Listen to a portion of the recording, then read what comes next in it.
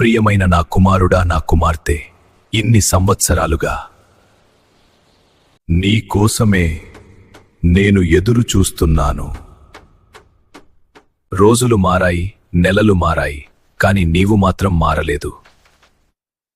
ఒక్కసారి నీ గుండెల మీద చేయి వేసుకుని నిన్ను నీవే పరిశీలించుకో. చూడు, నేను తలుపు దగ్గర నిలబడి తట్టుచున్నాను. ఎవరైనా నా స్వరం విని తలుపు తెరిస్తే నేను అతని యొద్దకు లోపలికి వెళ్ళి అతనితో భోజనం చేసేదను. అతడు నా యొద్ద భోజనం చేయును. ఇది నా వాగ్దానం.